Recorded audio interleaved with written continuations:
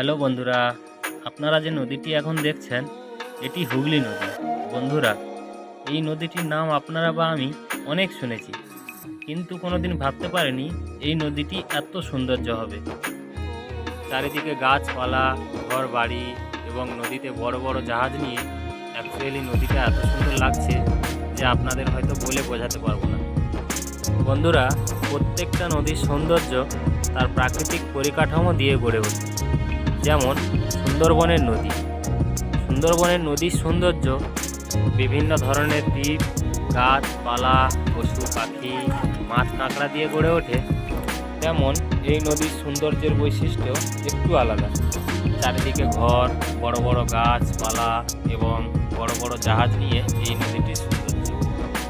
বড় বড় ভ্যাসেলের সাহায্যে মানুষ দেখুন নদীটির প্রাকৃতিক সৌন্দর্য উপভোগ করছে এবং নদীটি পারাপার করছে। নদীটির হালকা হালকা ঢেউ দেখুন ভ্যাসেলের গায়ে লাগছে, দেখতে খুবই ভালো লাগছে এবং ওরা আমাদের ছবি তুলছে, আমরাও ওদের ছবি তুলছি। সামনে একটি বড় জাহাজ আছে, আমরা ওই জাহাজের কিছুটা দূর থেকে যাব, আপনারা দেখতে থাকুন।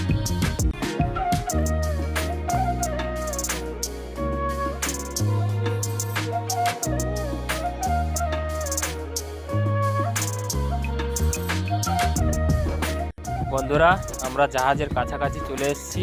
দেখতে পাচ্ছেন এটি খুব বড় জাহাজ, এতে ক্রেন ফিট করা রয়েছে।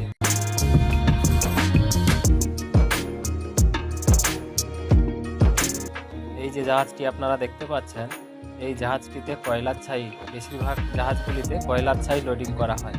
এইসব কয়লার ছাই চলে যায় ভারত থেকে বাংলাদেশে এবং এইসব কয়লার ছাই লোডিং আনলোডিং এই বড় জাহাজের ক্রেনের মাধ্যমে করা হয়। সামনে আমরা দেখব কিভাবে নদী পারাপার করে ভয়ঙ্কর বিদ্যুৎ সরবরাহ করা হয়েছে। দেখতে থাকুন।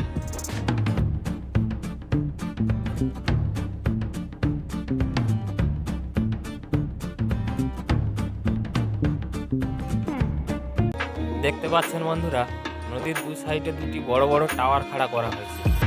এই টাওয়ারের সাহায্যে নদীর এপার থেকে ওপার বৈদ্যুতিক তার সরবরাহ করা হয়েছে। টাওয়ারগুলো লম্বা প্রায় 150 থেকে 200 মিটার। এই টাওয়ারগুলোর মাথায় বৈদ্যুতিক তার বাঁধা আছে এবং এই বৈদ্যুতিক তারের নিচ থেকে বড় বড় ট্রলার, জাহাজ পেরিয়ে যায়, কোনো অসুবিধা হয় না। দেখুন নদীর ওপরেই খাড়া করা হয়েছে টাওয়ার।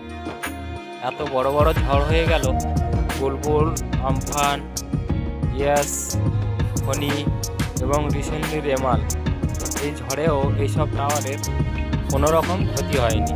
তাহলে ভাবুন এই টাওয়ারগুলো কতটা মজবুতভাবে বানানো।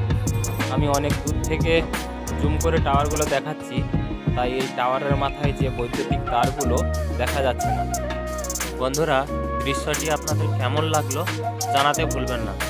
যদি ভালো লেগে থাকে তাহলে অবশ্যই একটা লাইক করবেন এবং আমাদের চ্যানেলটিকে সাবস্ক্রাইব করে সঙ্গে থাকবেন।